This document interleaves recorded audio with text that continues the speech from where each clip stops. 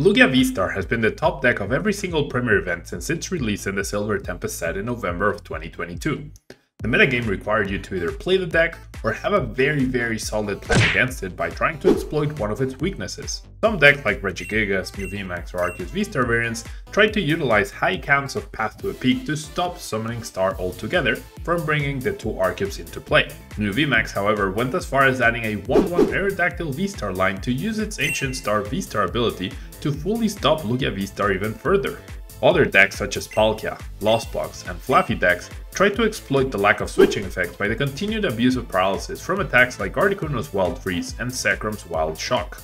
Gudra VSTAR decks tried to utilize a combination of Roxanne plus Temple of Sinnoh to strip the benefits from the special energy Lugia decks utilize such as Powerful or Aurora to really limit its attacking options and damage output. Finally, Stall decks tried to run Lugia decks out of special energy by using Yveltal's Cry of Destruction over and over to discard all of them. Ultimately though, despite all of them being successful to a degree, Lugia still dominated the tournament scene for 5 months, managing to earn players a whopping $186,000 in cash prizes across 16 regionals and 2 international championships, and was decreed too strong, ban-worthy, and completely broken or busted and public enemy #1 by players, casters, and content creators alike.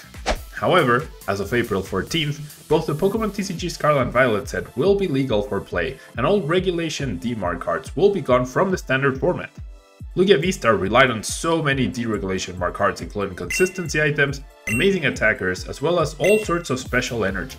Good news for all LUGIA VSTAR aficionados though, LUGIA VSTAR is not going anywhere, and it will instead adapt to continue utilizing one of the best energy accelerators the game has ever seen in Archetypes and remain a top level threat in competitive Pokemon. If you're interested in this kind of videos, I upload all sorts of Pokemon TCG content from deck profiles, tournament overviews, card analysis, Pokemon TCG Live gameplay, and the latest revealed cards from Japan and more. Subscribe if you want to see more of that. I'm Tablemon, and I'm one of the best Pokemon TCG players in the world. Rotation often brings a big sweep to formats, allowing new strategies to flourish or old ones to be revisited that might have been good but not quite good enough in the previous format yet. Such is the case for the Single Strike archetype.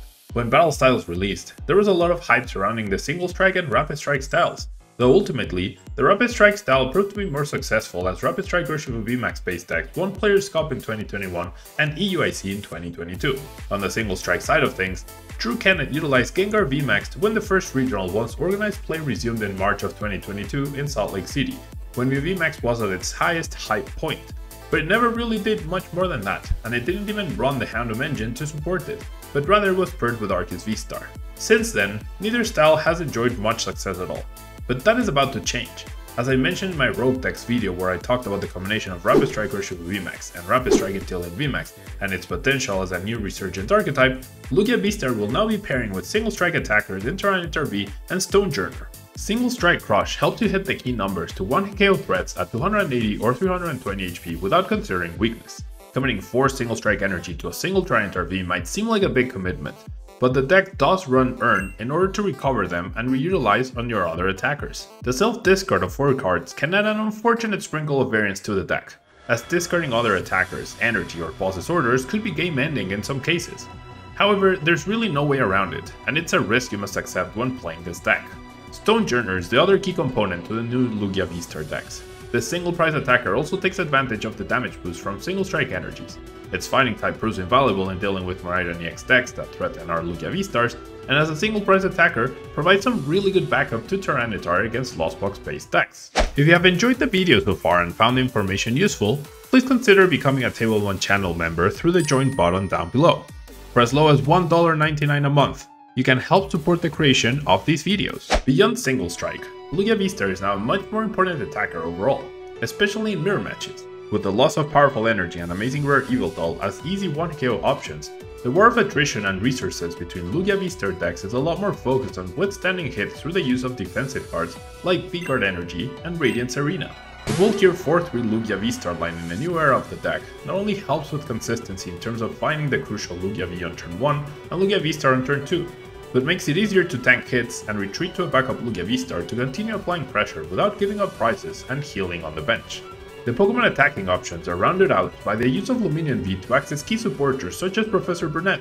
An often overlooked supporter is now crucial to the deck after the loss of Evolution Incense and Quick Ball, as capturing Aroma is a far worse replacement, yet a necessary one nonetheless. Judge replaces Marnie to help disrupt opponents, whilst Professor's research and Boss's orders are as important as ever to help the deck set up and deal with threats. Single Strike Energy is complemented by Double Turbo to help cover energy requirements more efficiently, as well as V-Guard to provide the aforementioned extra bulkiness to all of our Pokemon and be able to withstand hits more efficiently. Finally, Gift Energy provides some added consistency to the deck, as attaching it when anticipating a KO makes you more likely to withstand any form of hand disruption with Judge or Roxanne in the late game and guarantee that you recover. Nest Balls and Ultra Balls are extremely key to this deck. Being able to find the right Pokemon and the latter also help with the mission of discarding the 2 Archeops. Capturing Aroma on paper looks like a great card, but half the time it won't fetch the right card you need. Unfortunately though, there isn't a better option in terms of reliable Pokemon search at this time. Similar to Mesagosa, the flips are unavoidable at this point in time. The format is just beginning for us, but tournaments in Asia have already given us a glimpse as to what Single Strike Lugia decks will be looking like at tournaments. The deck's main purpose has not changed, and using Summoning Star for 2 Archeops on turn 2 feels as broken as before. The new adaptations make for a very interesting new Lugia VSTAR deck that, based on results, is still very much a top tier deck and will see a ton of play in upcoming tournaments. Will it dominate like before? Probably not, but it should still be one of the decks they need to know well and test against when preparing for a tournament. If you want to support the channel, you can use code Tablemon to get 5% off at Potan Store for your online codes, 10% off for your sealed product at Flipside Gaming, and 20% off for your superfoods at Amaranthi. Or if you're looking to buy singles or sleeves, you can fill up your cart and close the tab, then click on the affiliate link in the description and check out. That way you can support the channel over at TCG Player, Card Market, and Dragon Shield. This video is sponsored by the Pokemon TCG deck building website PokemonCard.io. When it comes to matchups, there are some key aspects to keep in mind when navigating through games. Here are some key aspects to consider against the top 6 expected decks at the metagame, aside from the obvious, use Summoning Star in turn 2 to get the 2 Archeops into play. Against Mew VMAX, both Drapion V and Tyranitar V are obvious Dark type counters to be able to 1KO Mew VMAX. And with double Archeops in play, you can actually power up Drapion V in case its Wild Style ability isn't available due to a path to a peak in play. Against Lugia VSTAR, mirror matches are always tricky, but dancing between Lugia VSTARs and smart usage of the V-Guard energy to deny 1 KOs is very key. Radiant Serena can play an important role if the game drags on, and you manage to heal 60 to 100 damage off a Lugia VSTAR that was previously damaged. Of course, Tyranitar V provides a very good 1 KO option if you can achieve it. Against Miraidon EX, with no Dunsparce, there's no reason to set up more than 2 Lugia V in this matchup, and after that, focusing on Stonejourner to take advantage of the fighting weakness is the most important thing to do. Against Gardevoir EX, this deck is usually slower and takes a while to set up. Using Tyranitar V's Cragalanche early on not only applies pressure on their Pokemon, but also on their resources, as anything you discard that isn't an energy or a battle VIP pass after turn 1 will be very detrimental to them no matter what. Against Lost Box, there are too many possible Lost Box variants to really be able to provide a specific strategy, but one thing most of them have in common is the use of water energy, and can KO your 2 Archeops by attacking with Radiant Greninja's Moonlight Shuriken, followed by a Lost Mine from Sableye which adds up to exactly 150 damage on each. This is where benching Radiant Serena is key to avoid this play, and essentially make them waste a full turn. Applying pressure with Tyranitar V's Cragalanche is your best course of action in the early game. Against Giratina VSTAR, you have the same play possible in order to avoid the double KO Archeops from their Greninja and their Sableye. But Giratina VSTAR can also easily maneuver the V-Guard energy damage reduction on Lugia VSTAR with Giratina Star Requiem VSTAR attack and also Temple of Sinnoh for a clean 1 KO with Lost Impact. The early pressure of discarding resources with Cragalanche is key, as well as trying to trade your Stonejourners for their own single price attackers as well. Lugia VSTAR is as powerful as ever, and seems like newer cards like Jet Energy from future sets will only make it stronger in the future as well.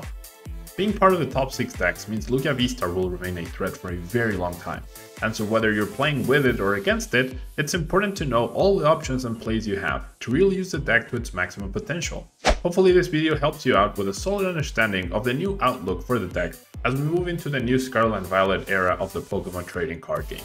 Thank you so much for watching this video. Don't forget to leave a like, subscribe if you haven't yet, and leave a comment if you found it useful or if you think there's something I overlooked. Until next time!